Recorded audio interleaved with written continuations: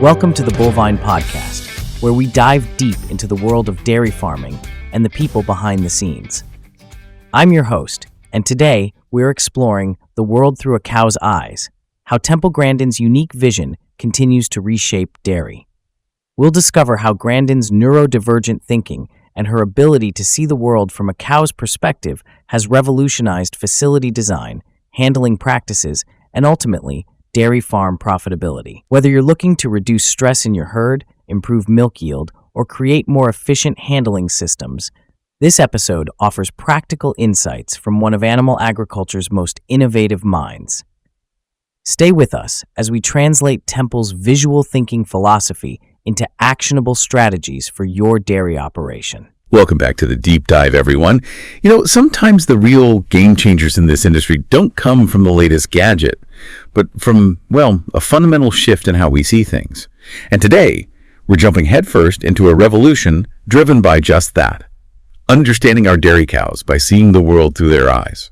It's quite remarkable, isn't it, how the upcoming 2025 AVMA Humane Award for Dr. Temple Grandin perfectly highlights this. Here's someone whose decades of work championed a perspective that significantly boosts both animal well-being and, crucially for us, farm profitability. That's the surprising part for some folks. Absolutely. And the core of it, that real light bulb moment, is grasping visual thinking. Temple Grandin's neurodivergent perspective, her ability to literally think in pictures, it's a direct outcome of her unique cognitive wiring. It gifted her this incredible, really one-of-a-kind insight into how livestock actually behave. This wasn't just about, a fuzzy feeling for animals. It was about truly understanding their sensory experience, something many of us neurotypical folks just, don't naturally process in the same way. And what's really fascinating is that Dr. Grandin didn't just stop there at the theory. She took this exceptional visual processing ability and translated it into incredibly practical, real-world applications. Her whole career basically underscores the immense power that diverse ways of thinking can bring to tackling some of our toughest agricultural challenges. Exactly. So our mission today, and since you're tuned in, you're already part of this deep dive, is to really dig into Grandin's lasting impact on dairy farming. We're not just going to skim the surface with a few nice stories.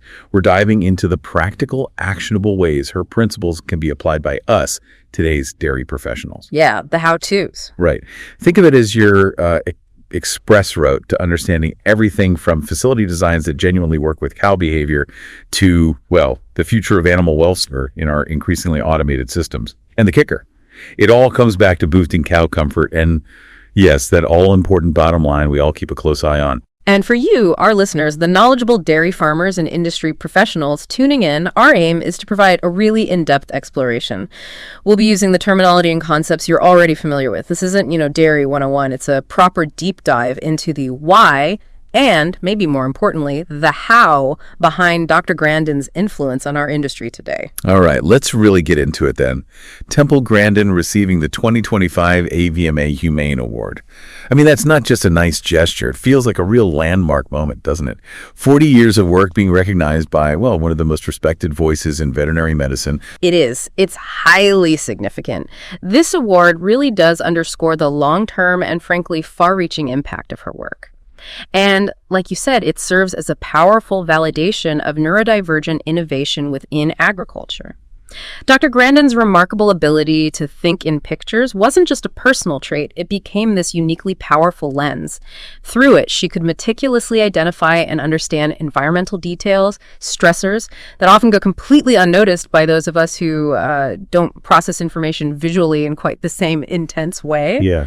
Just think about the implications for tackling all sorts of complex ag problems when you have that level of sort of acute sensory detail awareness. It's like having an extra set of eyes tuned specifically to the animals. It's almost like she had this superpower for tuning into what was going on in the cow's world, specifically their visual world, and the AVMA's recognition.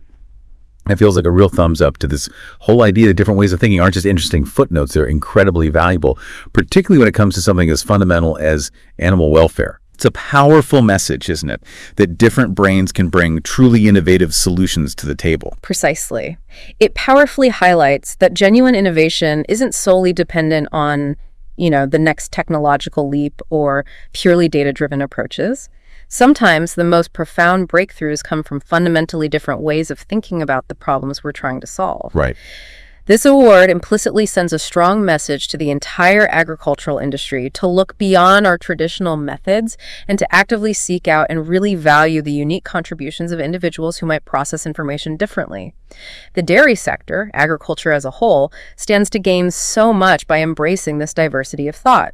It's about recognizing that different perspectives can unlock solutions we might otherwise completely miss. And it really throws a wrench in that maybe older agricultural mindset, the one that's always searching for a purely mechanical fix or just sticking to routines because, well, that's how we've always done it.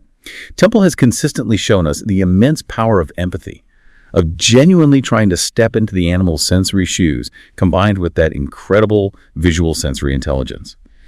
It leads to outcomes that are not only more humane, but also demonstrably more practical and efficient. It's a powerful argument for thinking beyond just the technical specs. And what's really fascinating here is the stark contrast between her approach and, let's say, conventional farming's often primary focus on optimizing machinery or rigidly sticking to routines. Dr. Grandin's work consistently starts with a deep attempt to truly understand the animal's complete sensory experience, how they see, hear, feel their environment. Her facility designs, which are now, globally recognized, are direct results of this empathetic and intensely visual understanding of how cattle perceive their surroundings. It's designing for the animal, not just around them. And these aren't just theoretical feel-good improvements, right? We're talking about facility designs that have demonstrably improved handling, significantly reduced stress. You see it in concrete metrics like fewer vocalizations, fewer slips and falls. Exactly. Measurable things. Yeah, measurable things, and ultimately enhanced safety for both the animals and the folks working with them. Right. And you mentioned the economic advantages earlier, things like better productivity, reduced losses. That's where it really clicks for a lot of us running a business. Exactly. The measurable improvements in handling ease, the quantifiable reduction in stress indicators, and the enhanced safety directly translate into very tangible economic benefits. We're talking better milk production, fewer injuries needing costly vet intervention, reduced losses from things like lameness or disease, all linked back to chronic stress. This really underscores a critical point. Soft skills like empathy and her unique perception, when coupled with rigorous science, can be just as powerful, if not more so, than purely engineering-driven approaches. It suggests that taking a genuinely holistic view, considering the animal's subjective world, isn't just ethically sound, which is vital, but it's also demonstrably smart business. And it's so important to kind of debunk this idea of Temple as just having some magical intuition, right? She's not some mystical cow whisperer. Her success is so clearly rooted in rigorous scientific method. I mean, she holds a PhD in animal science. This isn't just feelings, it's hard science. Absolutely. Critical point. While her unique perceptual abilities are undeniably key, her contributions are firmly grounded in decades of dedicated scientific research and meticulous observation. That PhD provides a crucial layer of scientific rigor, essential for driving widespread adoption and industry change. She approached these issues as a scientist, translating visual insights into testable hypotheses, developing practical, science-based designs. This blend of unique perception and scientific validation is what gives her work such lasting credibility. And her development of those objective scoring systems, wow, that was a real game changer for the industry, wasn't it? Moving from just a gut feeling about stress to having hard, measurable data points for things like vocalization rates, slips, falls, prod use, that really transformed how the industry could objectively assess itself and track progress. It provided a standardized yardstick. Exactly. And what's truly fascinating is how those objective scoring systems moved assessment from subjective impressions and anecdotes into the realm of hard, measurable, repeatable data. By quantifying vocalizations, slips, falls, prod use, she basically gave the industry the tools to benchmark performance, identify problem areas, and track the effectiveness of changes. This rigorous data-driven approach was absolutely instrumental in convincing major corporations and regulatory bodies like the USDA to adopt her standards, leading to widespread improvements. And you touched on it earlier, the impact of major corporations like McDonald's adopting her standards way back. There wasn't just PR. It created real leverage across the supply chain. If you wanted to supply them, you had to demonstrably meet those welfare standards. It stopped being optional. Precisely. It shows the power of market forces aligned with objective, science-based welfare standards. It created real economic incentives for producers to improve handling and facilities. And her innovations, like the center track restrainer system, weren't just clever ideas. They were the logical result of years of meticulous observation, understanding behavioral principles, and iterative refinement based on empirical evidence. So it really is this incredibly powerful synergy, isn't it? Her unique way of seeing the animal world combined with that rock-solid scientific training. That's the magic formula that allowed her to pinpoint those often subtle stressors, maybe visible to most of us, and then systematically develop and actually prove that her solutions worked in practice. Exactly. Her unique neurocognitive wiring, that intense visual processing and sensory awareness, provided a direct, almost unfiltered insight into how animals might experience their surroundings. But it was her rigorous scientific training that gave her the tools to move beyond just initial perception. It let her design systematic observations, formulate testable hypotheses, and empirically verify the effectiveness of her designs through data. For example, she could see a dangling chain not just as an object, but as a potential source of fear. Then, crucially, she designed a study to measure its actual impact and quantify the improvement when it was removed or modified. This unique blend of attuned subjective experience and rigorous objective methodology is key to why her work has had such a profound, lasting impact. And this has got to have broader implications for the whole agricultural industry, right? Strongly suggests there's so much untapped potential in actively seeking out and valuing insights from individuals who simply experience the world differently. Absolutely. Traditional research, while invaluable, might have inherent limitations based on neurotypical perceptual baselines guiding experimental design and interpretation. We could be consistently overlooking or underestimating nuanced environmental factors that significantly impact welfare and productivity. Dr. Grandin's career vividly highlights the power of cultivating a different kind of observation. By being more open to and actively seeking diverse perceptual talents and cognitive styles, agriculture could accelerate identifying welfare challenges and foster more innovative, animal-centric solutions. We need to move beyond the idea that there's only one right way to observe and interpret animal behavior. Okay, so we're getting a really clear picture of the why behind Grandin's impact. Now let's roll up our sleeves and get into the how. If we want to practically apply her principles on our dairy farms, we really need to get down to the nitty-gritty of how cattle actually perceive their environment. It's a whole different world compared to how we see things, isn't it? It's completely different, sensory-wise. To effectively use Dr. Grandin's principles, we absolutely must first understand the fundamental ways cattle perceive their environment. Her work has consistently emphasized that gaining this insight is the absolute key to designing facilities and implementing handling practices that promote calm, reduce stress, and enhance efficiency and productivity right here on the dairy. It all starts with seeing the world as they do. So let's tackle the big one first. Vision. We humans see things in a very focused way, but cows have this massive panoramic view, right? What are the key things we, as dairy pros, need to understand about their vision? You're spot on. Cattle possess this incredibly wide-angle panoramic vision well over 300 degrees. Think about that. They can see almost all around themselves without turning their heads. As prey animals, this is crucial for spotting predators. But on the farm, it means they're hyper-aware and highly susceptible to even minor distractions in their peripheral vision movements, light changes, unfamiliar objects. Even seemingly innocuous peripheral movements can easily cause them to balk, get agitated, or spook quite dramatically. It's fundamentally different from our focused, forward-facing vision. And it's not just the wide angle, is it? It's how they process contrast and detail. I remember reading about their heightened sensitivity to shadows. That seems critical for facility design and management. Absolutely crucial. Cattle are particularly sensitive to high contrast patterns. Think sharp shadows from buildings or equipment, stripes painted on the floor, sudden transitions from bright light to deep shade. What looks like just a shadow to us can appear to a cow as a potential hole or an insurmountable barrier.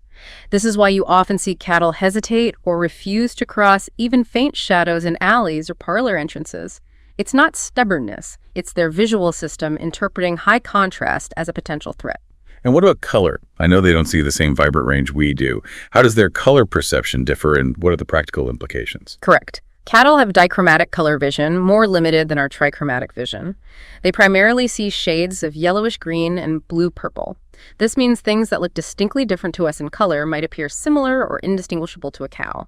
So relying on color coding for guidance like different colored gates is unlikely to be as effective as focusing on other cues like consistent patterns, uniform light, and absence of high contrast. Their world is less about vibrant hues. And depth perception. I recall reading their ability to judge distance is different, especially looking at the ground right in front of them. How does this affect their movement?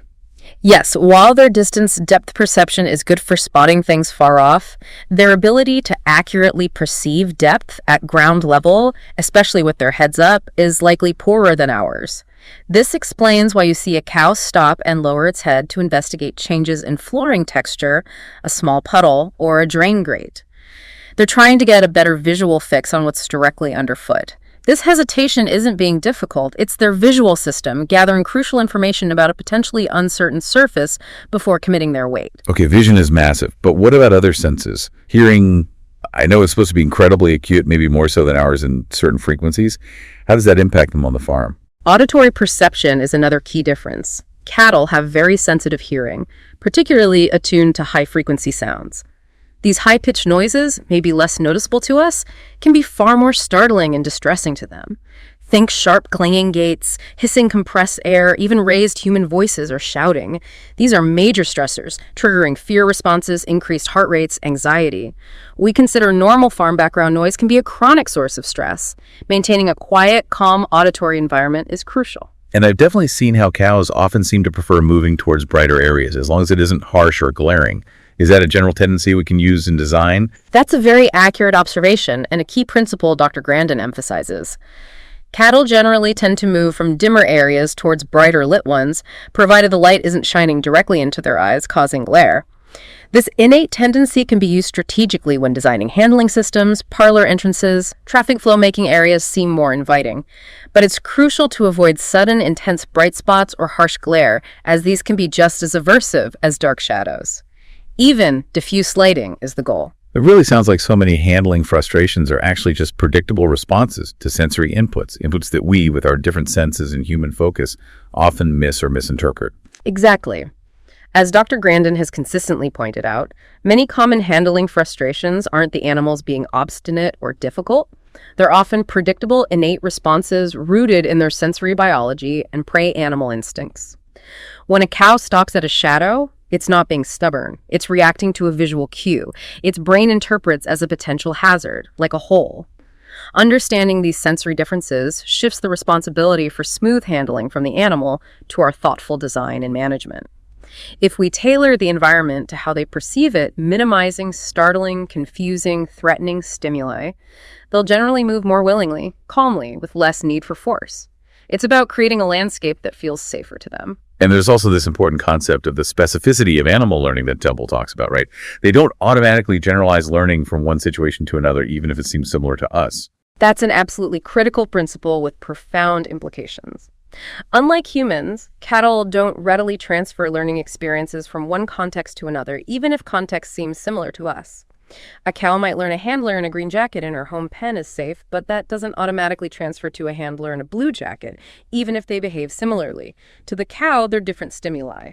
This explains seemingly inconsistent behaviors. Why a calm cow in her pen gets agitated in a similar new holding area.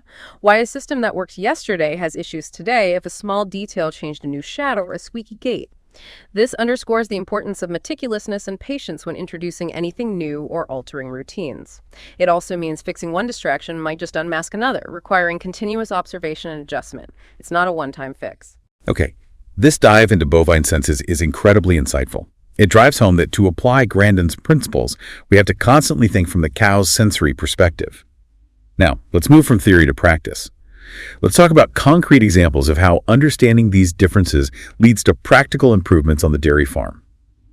While our source material doesn't give specific farm case studies, we could definitely synthesize common challenges and explore Grandin-inspired solutions. Let's start with that classic headache: cows hesitating or refusing to enter the milking parlor. A very common and time-consuming challenge, yes. And it perfectly illustrates how understanding bovine perception leads to simple yet effective solutions. Let's picture cows consistently balking or agitated when moving towards the parlor. If we put on our cow eye glasses, we might notice contributing factors. Maybe during morning milking, the low sun casts long, sharp shadows across the entrance alley. As we discussed, these look like barriers. Or maybe there's poor drainage near the door, causing puddles with unsettling reflections. Even the lighting just inside might be dimmer than the holding pen, looking like a dark, unknown space. Right. Those all sound incredibly relatable. So with those potential visual stressors identified, what kind of Grandin-inspired tweaks could we make to encourage smoother entry? Well, the solutions would directly address those sensory concerns. For the shadows, maybe install translucent or light diffusing panels in the alley roof. This scatters sunlight, creates even illumination, minimizes stark patterns. For puddles, regrade the concrete for better drainage, eliminate standing water and reflections. If a drain grate is distracting, a simple, solid, non-reflective cover could eliminate that concern. And for the dim entrance, add some well-shielded lights just inside the parlor. Create a gradually lit, inviting entrance, reducing that feeling of entering a dark unknown. That makes so much practical sense. And the source material emphasizes the positive impacts can be almost immediate, smoother entry, less handler pushing, quicker loading times. It shows how addressing those seemingly minor visual stressors collectively, from the animal's view, leads to big improvements in welfare and efficiency. Okay, another common challenge: handling cattle calmly outdoors for health checks, vaccinations, etc. This can often be stressful for everyone. Another relatable scenario. Imagine an outdoor handling area with open-sided races located near a busy workshop with grinding welding noises. Or the open sides let cattle see distracting movements of people, vehicles. You can bet those cows will experience significant stress. You might see rapid, agitated movements, increased manure, maybe attempts to jump or escape. The combination of unpredictable noise and peripheral visual distractions is a recipe for stress. Yeah, sounds unfortunately familiar. So again, putting on those cow eye glasses, what practical modifications could we implement to reduce stress and improve handling? The focus is minimizing those visual and auditory distractions. An effective step: install solid panels along the sides of the crowd pen and single file race. These block external visual stimuli. For workshop noise, consider fitting rubber dampeners on metal gates in the handling system. This drastically reduces startling clanging sounds. And of course, reinforcing low-stress handling techniques through staff training calm movements, minimizing loud voices is always foundational. If feasible, scheduling noisy workshop activities for times when cattle aren't being handled nearby is also highly beneficial. Address both sight and sound for a calmer experience. And the expected outcome is calmer movement, easier and safer handling, and reduced stress levels. It highlights managing what they see and hear during handling. Okay, one more common headache: that bottleneck from the crowd pen into the single file race. Cows don't want to go in, turn back, mill around inefficient chaos. Sound familiar? Absolutely. A frequent source of frustration and lost time. Imagine cattle balking right at that transition. Handlers pushing the crowd gate, maybe using prods. Observing from the cow's perspective, several design flaws might appear. First, the round crowd pen might be too large over the recommended 12-foot radius, too much room to turn and evade. Second, the race entrance might be a sharp 90-degree turn off the pen. Looks like a dead end, they can't see a clear path forward. And maybe a small detail near the entrance, a flapping plastic tag, catches their eye, makes them hesitant. Those are incredibly insightful points, easy to picture.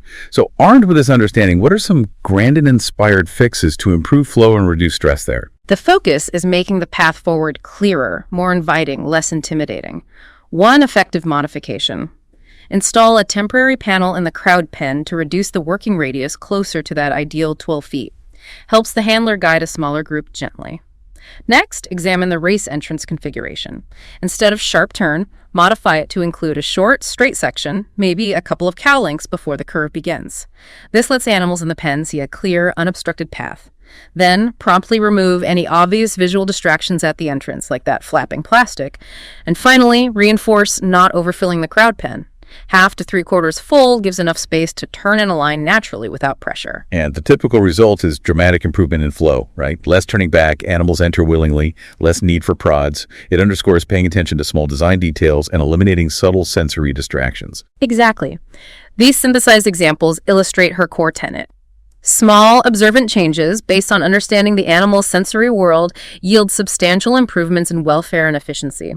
And often, it's not about massive spending, but smart modifications and keen observation. That wobbly gait or dark corner isn't just an annoyance, it's a small daily tax on herd well-being and profitability. Facility design isn't a one-time project. It requires ongoing observation, willingness to adapt, and always keeping that principle, don't let bad become normal, in mind. This is incredibly practical, and it leads perfectly into how these principles extend into a critical area, the milking parlor. It's definitely not just about the milking machine itself, is it? The whole experience leading up to and during milking plays a huge role. Absolutely. The benefits of designing with cow perception extend directly into the parlor. A calm, relaxed cow isn't just happier ethically, she's often a more productive, efficient milker. The journey to the parlor, the holding pen experience, the entry into the stall, all impact her physiological state at milking time. When cows move calmly through well-designed lanes and holding pens, with minimized visual and auditory stressors, they arrive quieter, more relaxed, more receptive. This sets the stage for efficient milking. And that calmness has a direct, measurable impact on milk production itself, doesn't it? Something to do with hormones. Exactly. Stress hormones like adrenaline and cortisol directly interfere with oxytocin, release the key hormone for milk letdown. If a cow is frightened or agitated before or during milking, oxytocin release may be incomplete, delayed, or inhibited. This can lead to more residual milk left in the udder and longer milking times. Research consistently shows aversive handling increases residual milk and reduces total yield. Conversely, gentle treatment in a low-stress environment, especially around the parlor, demonstrably increase yield. Some studies suggest improvements of 3.5 to even 13%. Those are substantial gains. Wow, that's a pretty big range. And it makes intuitive sense. A stressed cow won't let down her milk fully. What about longer-term impacts of chronic stress from poor design and rough handling on things like udder health and milk quality? Another critical link, chronic stress, exacerbated by poor facilities and rough handling, compromises the immune system. A weaker immune system makes cows more susceptible to infections, including mastitis, which directly raises somatic cell counts, SCC. While SCC has many factors, minimizing stress through good design and gentle handling is a recognized important component of maintaining good udder health and high milk quality. It's all interconnected. So optimizing parlor efficiency isn't just about the latest tech. It sounds like it starts way before the cow even steps into the parlor. The approach and holding area design is paramount. Precisely. True parlor efficiency begins with thoughtful, animal-centric design of approach lanes, ensuring holding pens are free from shadows, loud noises, startling stimuli. It's also crucial the entry into stalls is easy, non-threatening, without barriers causing fear. Getting these environmental and handling elements right before the parlor sets the stage for a positive pre-milking experience. Investing time and resources in low-stress handling and thoughtful design outside the parlor yields direct returns inside the parlor. It creates a beneficial feedback loop. Calmer cows move smoothly, making milking efficient and less stressful for handlers, who then handle calmly, further enhancing welfare and productivity. Good design and excellent stockmanship work synergistically. Okay, clear benefits for cow comfort and parlor efficiency. But for us dairy professionals running a business, the economic argument is always significant. So let's dive into the bottom line. How does actively investing in animal welfare, implementing these Grandin principles, translate into sound business sense for a modern dairy? That's the core question. And Dr. Grandin's work consistently shows investing in welfare isn't just ethical, though that's paramount. It's a strategically sound business decision yielding tangible financial returns. However, to appreciate these benefits, we might need to rethink how we calculate ROI. We often focus on direct inputs, feed, equipment, and immediate outputs like milk yield. A Grandin-influenced perspective encourages a broader view, considering the often hidden costs of stress and the multifaceted benefits of enhanced welfare. Think back to that wobbly gait seems minor, but it's a small daily tax on herd patience, well-being, and ultimately the milk check through cumulative stress and inefficiency. Right, looking beyond obvious upfront costs to the longer-term ripple effects and less tangible consequences of chronic stress on overall farm efficiency and profitability. Exactly. While beef industry data clearly links better handling to reduced bruising and better meat quality, the underlying principle, physical damage and chronic stress have direct economic consequences, is equally applicable to dairy. For dairy cows, this means issues like increased lameness from poor flooring or frantic movement in poor layouts, injuries in poorly designed chutes or headlocks, the physiological toll of chronic stress on health and productivity. When we proactively reduce these outcomes through thoughtful facility improvements, prioritizing sensory needs, and consistent low-stress handling, we see tangible savings. Vet costs likely decrease with fewer stress-related illnesses and injuries. Reproductive efficiency often improves. Calmer cows may have better feed conversion efficiency. And the productive lifespan. A less stressful life could mean more lactations, impacting replacement costs hugely, right? Absolutely. Productive lifespan can be significantly extended in a low-stress environment respecting behavioral needs. This directly impacts economics by reducing replacement costs long-term. And Dr. Grandin's work implies designing facilities and handling methods respecting the animal's sensory world contributes significantly to this longevity. Then consider the often unquantified costs of a poorly designed handling chute. Slower handling, higher labor needs, increased animal stress impacting component subclinical health, injuries to cow chandlers, even staff turnover if work is constantly frustrating due to poor facilities. A Grandin-centric view of welfare ROI forces us to internalize these often overlooked factors traditional economics might ignore. So it's not just saving money on vet bills, it's building a more resilient, efficient, sustainable operation long-term by prioritizing well-being. Precisely. It transforms welfare investment from just an expense or ethical consideration into a powerful tool for risk management and long-term operational resilience. High-stress systems are more volatile, prone to breakdowns, higher illness rates, more susceptible to disruptions. Low-stress systems, designed per Grandin's principles, tend to be more predictable, efficient, promote better health. This makes the operation more robust against challenges. And let's not forget increasing consumer and regulatory scrutiny. Farms demonstrating high welfare standards have a distinct market advantage and are less vulnerable to negative perception or regulatory shifts. This isn't just about immediate financial returns, it's fundamentally about securing the farm's long-term social license to operate and ensuring enduring economic viability in a welfare-conscious market. This is really shifting my perspective on how we should look at the true ROI of welfare improvements. Yeah. Now let's dig into this stress yield equation. Our source material mentions. It's not just a vague hunch that stressed cows produce less milk, is it? There's solid science behind that. Absolutely. The connection between stress and milk production is far from anecdotal. It's well-documented science. Various stressors, rough handling, poor facilities, lameness, heat stress, all exert measurable negative impacts on milk quantity, composition, and udder health. Understanding this stress yield equation is fundamental for optimizing both welfare and profitability. When a cow experiences stress, it triggers physiological responses, notably releasing cortisol and adrenaline. These hormones interfere with milk synthesis and inhibit oxytocin release, essential for milk letdown.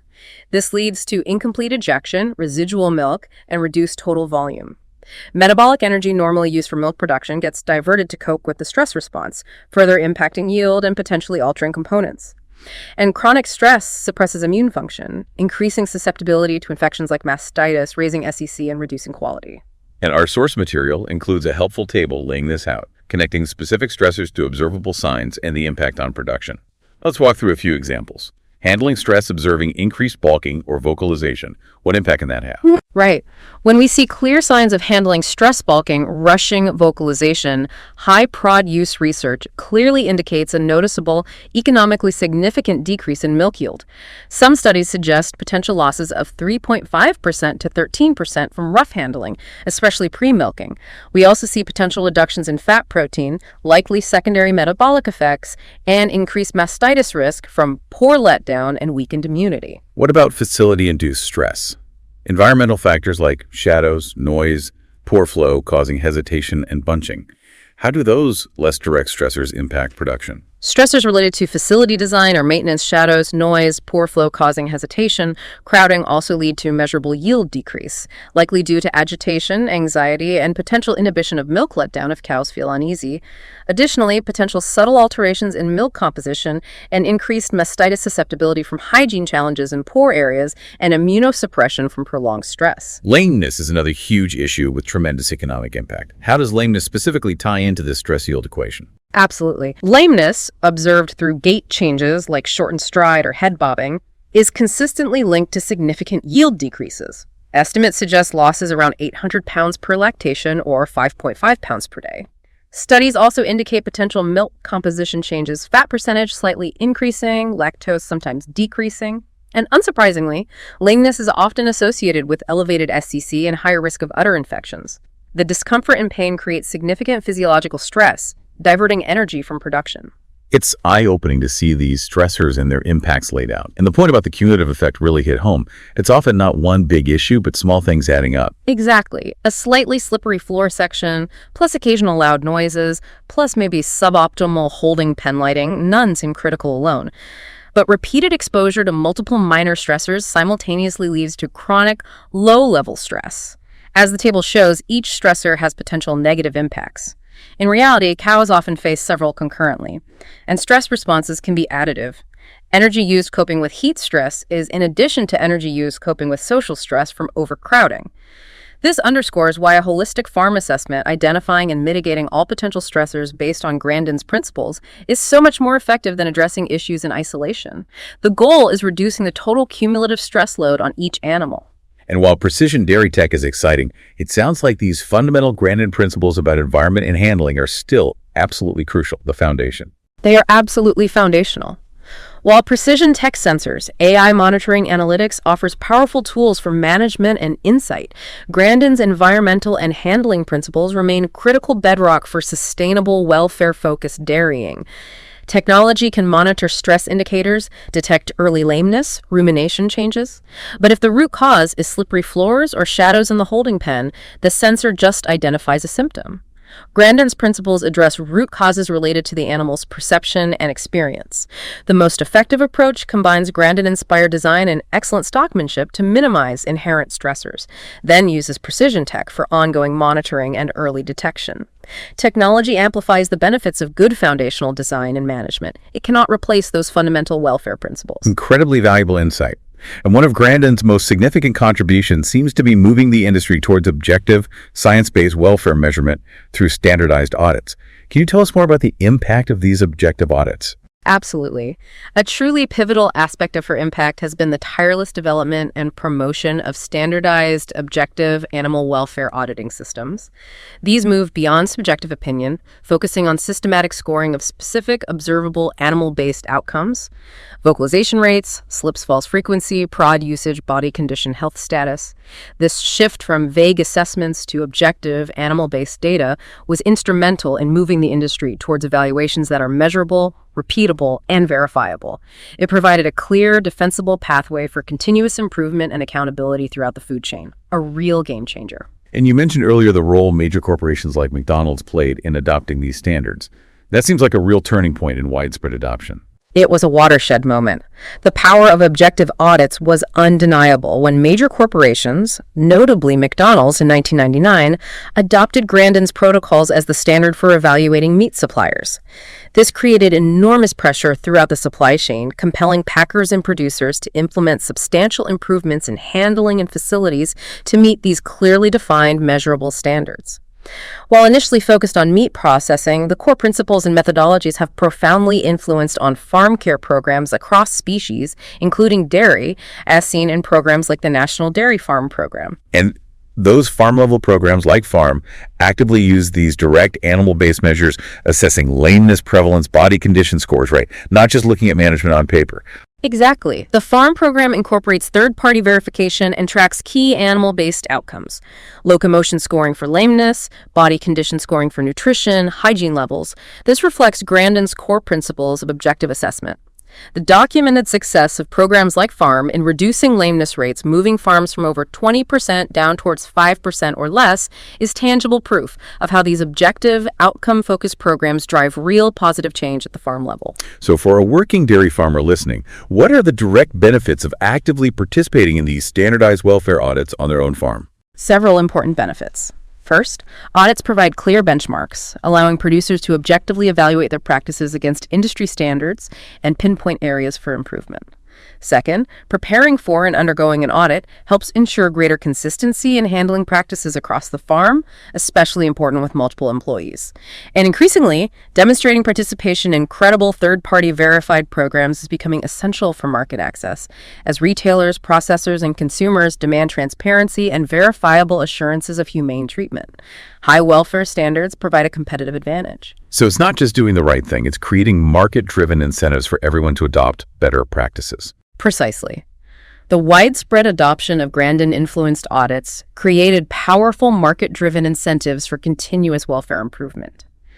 When major buyers required suppliers to adhere to her criteria, it wasn't just altruism, it was strategic business, mitigating risks and responding to growing consumer ethical concerns. By providing objective metrics, Grandin equipped corporations with tools to enforce higher standards, creating sustained demand for better practices and technologies back to the farm level, pulling the industry forward. And it sounds like this move towards standardization also helps level the playing field, so producers genuinely investing in higher welfare aren't at a competitive disadvantage against those cutting corners. Exactly. By establishing common, verifiable benchmarks, programs like FARM help prevent a damaging race to the bottom, where producers feel pressured to cut costs by compromising welfare. Instead, they foster continuous improvement, evaluating all farms against the same clear, science-based criteria. This encourages adoption of best practices and ensures those investing in superior care are recognized, not penalized. And the iterative nature of these programs with regular standard reviews and higher targets, like in FARM, is crucial for maintaining momentum, ensuring good welfare continuously strives to become better, driven by research and understanding. Okay, so we've covered the principles and the impact of objective assessment. Now let's dive deeper into her practical design philosophy. Her iconic curved chute system is widely recognized. But what are the specific reasons from a cow's perspective that make it so effective? The curved chute, conceived back in '76, is one of her most enduring contributions. Its effectiveness isn't accidental. It's the result of reverse engineering the handling process. She started with a deep understanding of how cattle perceive their environment and naturally behave when moved and confined. The genius lies in how the curve cleverly manipulates these natural behaviors and visual perception to encourage calm, voluntary forward movement, minimizing fear and resistance. So it's not just the physical curve itself. Other factors are key. Precisely. Cattle, as prey animals, are inherently wary of entering unfamiliar, dark, narrow, confined spaces, especially if they can't see a clear path or perceive threats.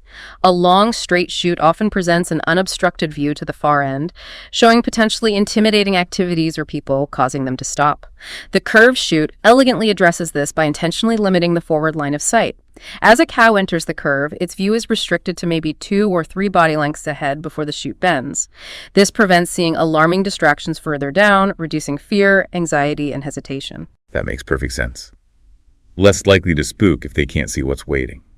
Limiting their view manages anticipation and reduces alarm triggers. Exactly. And the curve also cleverly taps into cattle's natural tendency to circle when moved around a handler or exploring a new area. As they move around the bend, it creates a subtle psychological illusion, almost like they're returning towards where they came from, a direction they're often more comfortable moving. This encourages them to keep moving forward voluntarily without excessive pushing. The curve works with their instincts. And I know the source material stresses solid, high sides on those curved chutes. Why are solid barriers so essential for effectiveness and minimizing stress? Another absolutely key design element. Given cattle's wide-angle panoramic vision over 300 degrees, chutes with open sides become a significant stressor. Open sides expose them to a constant barrage of distracting peripheral visual stimuli, people moving, vehicles passing, other animals. This distracts them, makes them easily startled, increases anxiety. Solid, opaque high sides act like visual blinders. This allows them to focus on the path ahead, minimizing startle responses to peripheral movements. And equally crucial is consistently textured, non-slip flooring throughout. Fear of falling is a major stressor, so secure footing is essential for calm, controlled movement. What about the entrance design transitioning from the wider crowd pen? Any critical principles there for smooth entry? Absolutely. The transition from the crowd pen to the single file chute is another critical point. The entrance ideally shouldn't be an abrupt, sharp 90-degree turn, which can look like a dead end, making them reluctant. Instead, the optimal design incorporates a short, straight section leading from the pen before the curve begins. This brief straightaway, maybe a couple of cow lengths, is remarkably effective because it lets animals in the pen clearly see an unobstructed opening and a path forward before the chute bends.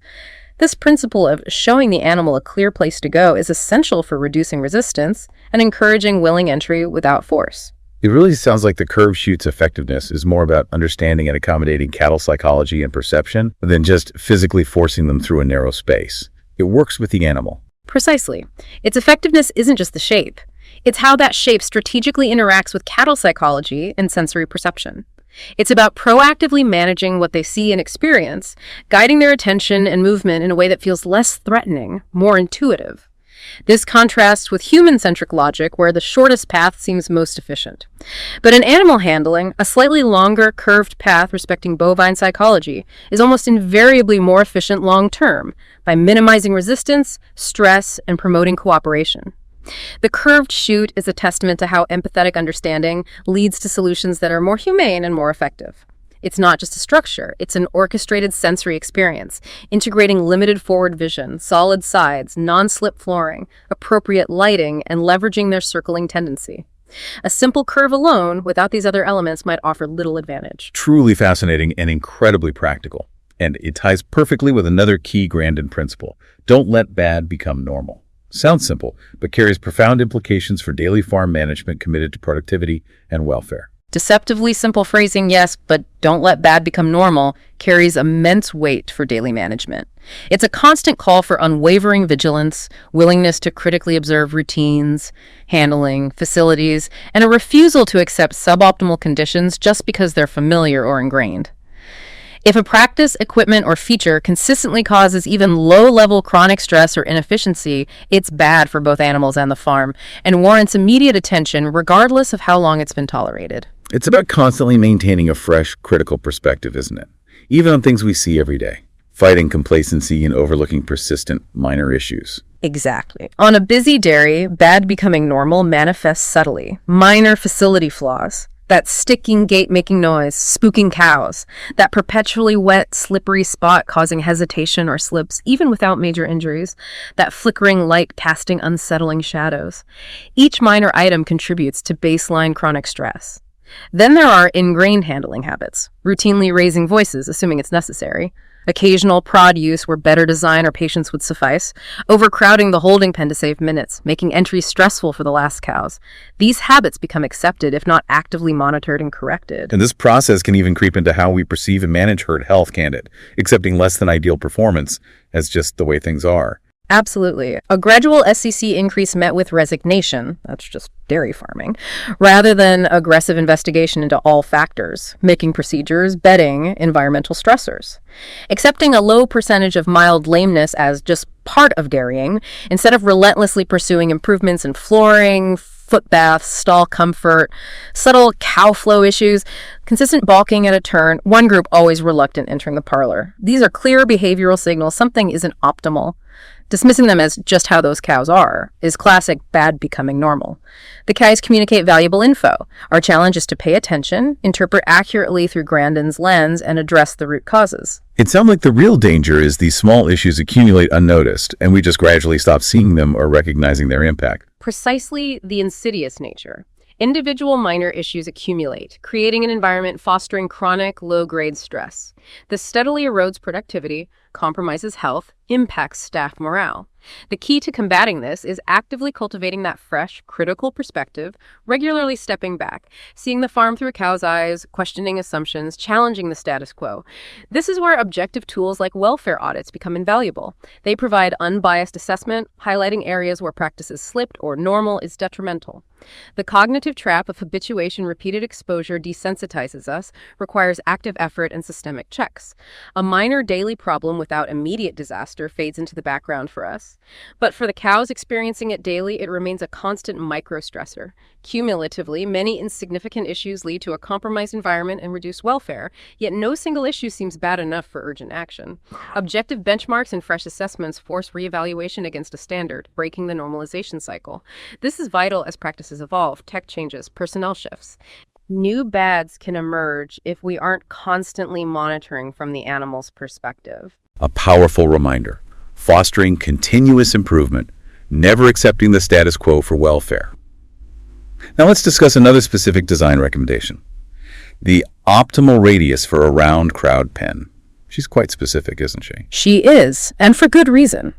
Decades of research led to precise, evidence-based recommendations. Close enough often isn't sufficient for calm, safe, efficient movement. One key parameter is the ideal radius of a round crowd pen, the initial gathering area before a single-file race. According to her observations, the ideal radius for a round crowd pen is 12 feet. If a crowd gate longer than 12 feet is used, the pen will be too big, and an 8-foot gate is too small. This 12-foot radius, about 3.66 meters, isn't arbitrary. It's carefully determined from observing behavior and understanding spatial needs under confinement and gentle pressure. Too large gives too much room to turn and evade. Too small causes overcrowding and stress before handling even begins, making entry difficult. So it's a specific balance identified through detailed observation, enough room for natural movement without allowing evasion. Absolutely.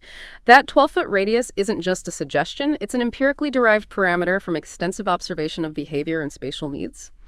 Cows need enough personal space to turn, orient towards the entrance, align without feeling cornered or stressed by proximity.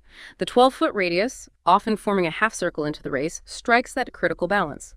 Compact enough for a handler to gently guide a small group with a proper gait, but spacious enough to prevent panic, allowing natural turning and orienting for smoother flow. This precision challenges generalized, capacity-driven approaches, emphasizing behavioral functionality as perceived by the animals is paramount for welfare and efficiency. The crowd pen is a critical control point for stress. If poorly managed due to flawed design, wrong size, overcrowding, improper gate use, animals get agitated before entering the race. This initial stress cascades, making subsequent procedures difficult, time-consuming, increasing resistance, requiring more force, elevating injury risk, lengthening handling time. An agitated animal takes time to calm down. Getting this first step right is crucial. Investing thought and adhering to research-backed specs like the 12-foot radius is vital for herd welfare and handling efficiency. It powerfully underscores how seemingly small design details impact behavior, stress, and overall farm success. Now let's shift to the broader long-term impact. Her influence extends far beyond the farm gate, shaping the entire industry, hasn't it? Absolutely. Her contributions aren't static history. They're a dynamic, evolving legacy shaping industry standards, informing veterinary practices, provoking critical thinking about the human-animal interface in modern agriculture. Her influence is clear in guidelines from professional organizations, and her principles are being tested, adapted, integrated within advancing ag tech. Her impact is very much alive and evolving. One significant way is her involvement and impact on AVMA guidelines, right? Yeah. That feels like a real stamp of professional approval, showing how mainstream her ideas have become in veterinary medicine. Highly significant, yes. Over her career, she served on key AVMA advisory panels: humane slaughter, euthanasia, depopulation. Her direct, informed participation was instrumental in shaping AVMA official guidance and policy, widely relied upon by vets nationwide. Integrating her research and principles into these guidelines bridges specialized animal behavior research and mainstream veterinary practice. Her work on perception, stress responses, objective auditing provided the scientific foundation for more specific, behaviorally informed, measurable AVMA welfare standards. AVMA recommendations on handling, transport, end of life now explicitly incorporate principles of minimizing stress, understanding species-specific behavior, respecting the animal sensory world. Even criteria for assessing stunning effectiveness were refined based on her objective animal-based outcome measures. This evolution reflects broader societal concern for farm animal welfare. As public awareness grew, bodies like AVMA sought scientifically sound, practical ways to address concerns. Grandin provided those practical, robust, implementable methods, translating aspirational goals into tangible, actionable, measurable practices. Her work provided the detailed how-to manual. This institutionalization means her insights aren't just in research papers. They're embedded in standards guiding vets daily.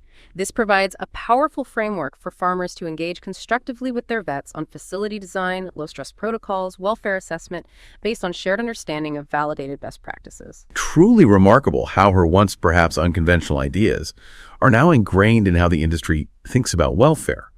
Now, as the industry evolves with more automation, robotic milking, automated feeders, sensors, how do her core visual thinking principles remain relevant when the handler is a machine and observation is electronic? A critical question as dairy embraces automation. This tech wave offers efficiency and data opportunities, but introduces novel challenges for applying Grandin's principles. While her early work focused on human-animal interaction and traditional facility design, the core tenets of understanding and prioritizing the animal's sensory world remain profoundly relevant, though how we apply them needs careful thought. The critical question becomes, how does the cow's eye view translate when the primary handler is a machine and observation is largely electronic? Well, her fundamental principles of minimizing fear-inducing stimuli, sudden movements, noise, contrast, restricted pathways, are directly applicable to designing and placing robotic systems in their environment. Think from the cow's perspective. The robot arm's movements, its operating sounds, lighting around the station, flooring texture slope, and approach lanes, perceived escape routes all influence willingness to voluntarily use the system. If these aren't optimized from the cow's sensory view, robots can become new stressors, potentially negating welfare benefits like increased autonomy. So it's designing the whole robotic environment with cow needs in mind, just like traditional facilities. Same principles, new application context. Exactly. We need to proactively think about how the environment around these systems is perceived. What does it look like, sound like, feel like underfoot? Are there sudden movements, alarming light changes? Are approach paths clear, inviting, free of perceived obstacles? Same core welfare principles applied to this animal-machine interaction. And what about the vast data from automated systems? Can that replace the direct, hands-on observation Grandin emphasized for understanding well-being? While automation offers data consistency and reduces some negative human handling aspects, over-relying solely on automated data without skilled, animal-centric observation, the kind Grandin championed, is a significant pitfall. Sensors measure predefined parameters, milk flow, rumination, activity, temperature. Valuable for detecting illness or performance changes, but they might miss subtle environmental stressors. A new reflection near a robot entrance, a slight air draft making an area aversive, might not show in standard data. This is where skilled human observation, guided by understanding bovine perception, remains indispensable, even on high-tech farms. And don't let bad become normal is perhaps even more critical here.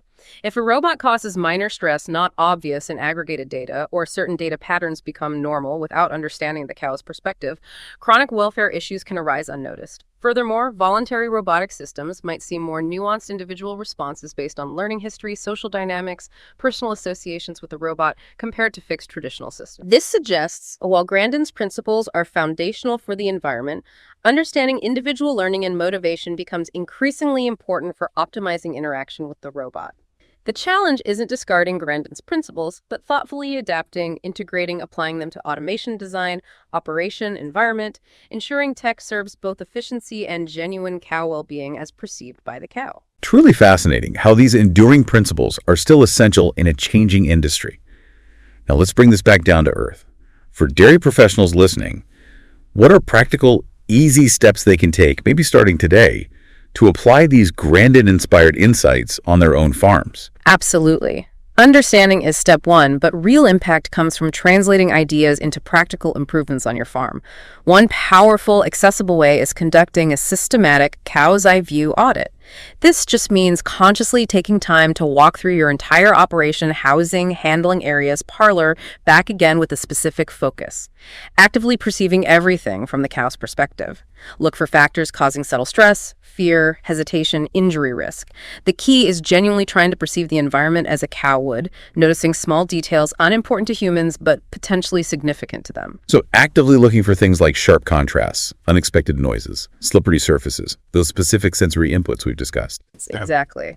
To guide you, here's a brief checklist based on Grandin's work. For pathways, alleys, movement areas, check flooring for non-slip consistency, worn spots, manure buildup, wet areas, abrupt texture color changes causing hesitation. Assess lighting, harsh shadows, glare, dark black holes, flickering lights. Look at sides, open sides allowing distractions.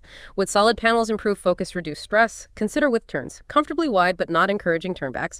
Gradual turns showing a clear path. Actively seek distractions, dangling objects, flapping material, air drafts, clutter narrowing passageways. For holding pens, check ease of entry-exit. Is size density appropriate, not overcrowded, not too large? Are gates solid where needed, quiet, predictable? Assess lighting flooring. In the milking parlor, focus on entry, exit path, clear, stress-free. In treatment areas, check approach entry, well-lit, distraction-free. Equipment operation, smooth, quiet. Presence of visual blockers, secure flooring. And consider general environmental factors. Overall noise levels, staff handling demeanor techniques, consistency of routines environment. While auditing, note key outcome measures. Balk frequency, slip swalls, vocalization level, prod use, turning back agitation. Making this audit regular helps proactively identify and rectify subtle stressors, leading to a calmer, healthier, more productive herd. That's a comprehensive, practical checklist listeners can use right away. I like the point about outcome measures gauging if changes have the intended effect. Now, implementing modifications might involve cost. How should we think about the ROI and welfare investment? How do we justify costs business-wise? That's where a basic cost-benefit analysis, CBA, for significant modifications becomes valuable. It's straightforward. Weigh potential costs against anticipated benefits from a less stressed, healthier, more productive herd.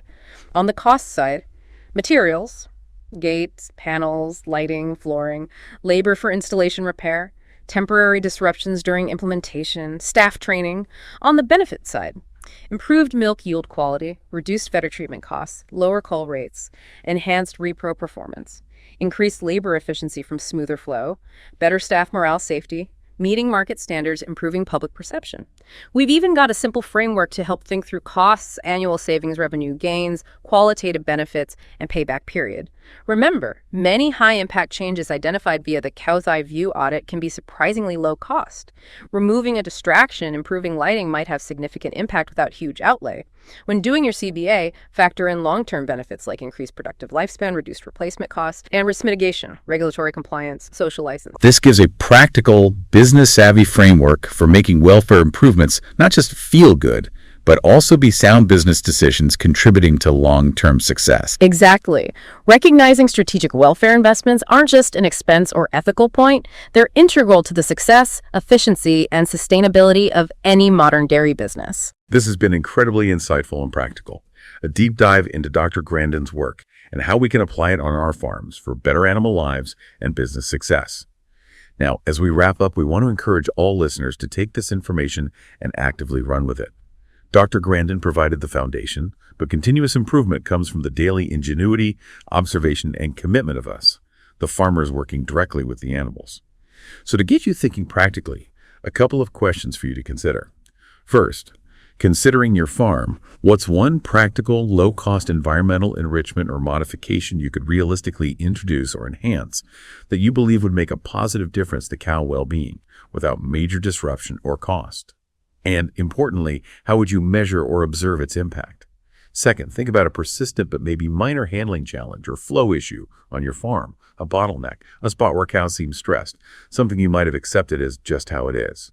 If you really put on those cow eyeglasses and observe that issue from their perspective, what sensory detail might you have overlooked? And what simple, low-cost experiment could you conduct to test if addressing that detail makes a tangible difference? These questions are designed to encourage active application of these principles in your unique farm context, moving beyond understanding to implementing changes and observing the results. And we really want to emphasize, the future of dairy welfare is farmer-led. Grandin provided the foundation, but your ingenuity, observations, willingness to share successes, facility mods, handling techniques, insightful observations drive continuous improvement. So please share your stories. Talk openly about changes made, challenges, costs, benefits observed for animals, and efficiency. Share through publications, forums, meetings with your vet, fellow farmers. Your experiences contribute to our collective wisdom.